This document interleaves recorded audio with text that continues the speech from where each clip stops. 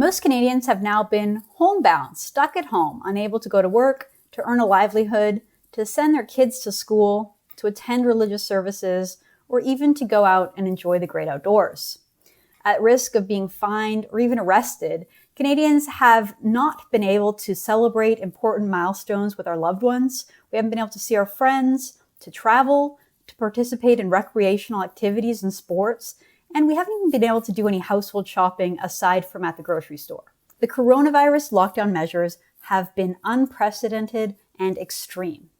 Even during times of great danger and uncertainty in the past, during world wars, past pandemics, the threat of nuclear war, and even after life-altering terrorist attacks, our leaders resisted imposing such strict and heavy-handed measures. Past leaders insisted that citizens keep calm and carry on, even when their lives are at risk. The only thing we have to fear is fear itself, said Franklin Delano Roosevelt during his famous inaugural presidential address in 1933. FDR knew that panic was counterproductive to the goal of peace and stability. Well, this time around in 2020, our leaders are taking the opposite approach. Politicians and their friends in the media have deliberately created a frenzy about the risks around coronavirus. The World Health Organization greatly inflated the mortality rate. Journalists shifted the 24/7 news cycle to stories exclusively about coronavirus death and suffering. And politicians of all stripes use strict orders to stay at home.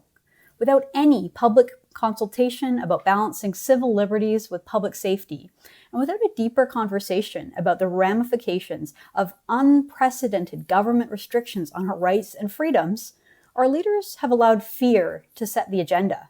What about the important balance of defending public safety while also upholding civil liberties? Prime Minister Justin Trudeau once talked a good game about maintaining this balance and insisted that the Liberal Party was the party of the Charter of Rights and Freedom in Canada. He repeatedly emphasized this exact balance between safety and liberty when justifying his government's lax approach towards combating terrorism. This is what he had to say about that balance back in 2016. How was a known jihadi sympathizer able to build bombs and distribute a martyrdom video when he was supposed to be under a court order constraining his activities? And how did the FBI know about that before the RCMP?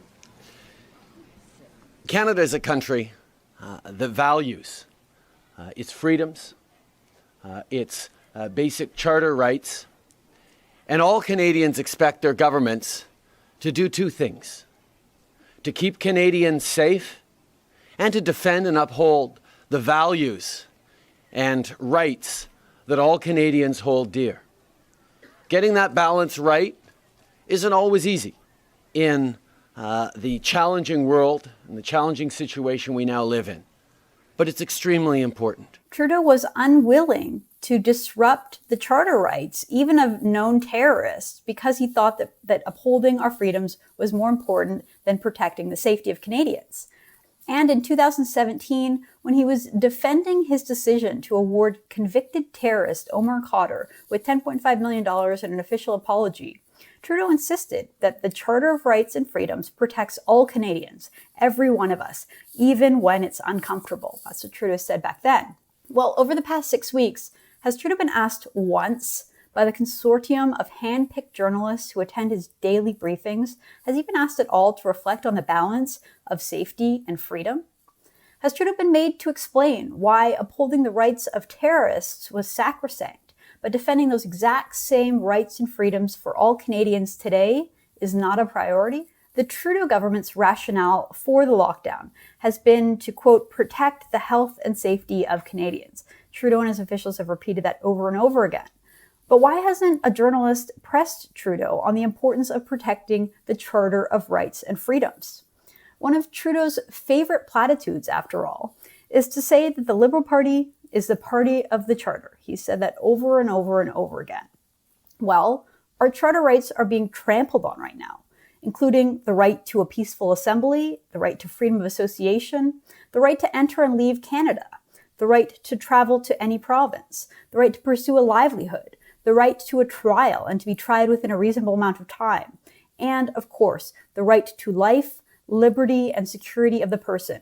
All of these rights are supposed to be universal and inalienable. Well, under Trudeau's government, under the Liberal government, it turns out our charter rights are in fact conditional, and basically they can be rescinded at any time. This is an incredibly dangerous precedent, and Canadians need to stand up against it. For True North, I'm Candice Malcolm.